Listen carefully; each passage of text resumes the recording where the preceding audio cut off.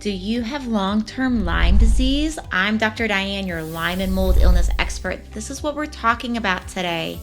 So long-term Lyme disease is possible even if you do not remember a tick bite, even if you never had a diagnosed short-term Lyme disease. Long-term Lyme disease is a great mimicker because of its ability to attack the heart, to attack the nerves, to disrupt our immune system. And because our nerves, our circulation, and our immune system run throughout the whole body, the symptoms are widespread. Symptoms could be brain fog or chronic fatigue or things like, let's just think of like your average pharmaceutical commercial, right? And like the long list of side effects, that's basically Lyme disease. It can cause such a wide variety of things. So how do you know if you have long-term Lyme disease? Well, you definitely want to test for it. You want to test for it with a Lyme-literate doc because the tests on the market, some of the tests on the market have been shown to have just over a 70%, about a 73.6% chance of a false negative. That is horrible. Why are we using tests like that at all? I have no idea. But that's the truth of the matter. So you really want to find a Lyme-literate doc that can run the proper tests. And the time to think about running proper tests for these long symptoms, right? These potential symptoms that could be Lyme is really if you have any conglomeration of symptoms that is not, say, a standard thing, right? So if you have chronic fatigue syndrome and you test your thyroid and your thyroid's low and, you take thyroid, you feel better, well, it's probably not Lyme disease.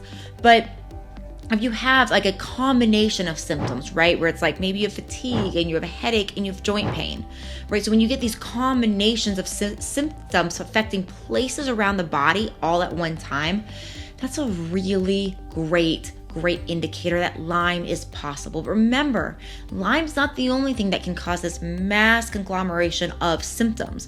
Obviously, our diet can, food reactions can, things like mold toxicity, toxic metals, lifestyle choices. So there's many different things that can contribute to this. For people in my practice, I've been in practice for just under 15 years now, and people in my practice, I've never seen a case yet where there's only one root cause, right? So if you have all these symptoms and you have Lyme disease, you probably have Lyme and, right? Because usually that's how it is in chronic illness. But if you have these widespread chronic symptoms that make maybe no sense to you, why the headache and the joint pain would go together, or why the headache and the fatigue and the thyroid issue would go together, right? If you're like, oh, there's so many different symptoms, it just feels like my laundry list of symptoms is just getting really long, right? If that's happening, that's a real good time to advocate to get a good lab test done. You might need to see a Lyme-literate doc because a lot of the conventional docs are just not educated in this area. It's not their area of expertise, so they might not order the right lab that you need. So make sure you advocate for yourself. Don't get the standard panels, get something better. I use a company called Vibrant Wellness for this. IGenix is a great company. DNA Connections is a great company. There's several others out there. So there are good companies that test for this. So I hope this has been helpful. Please do share this information with a friend and family member, and I hope to see you soon.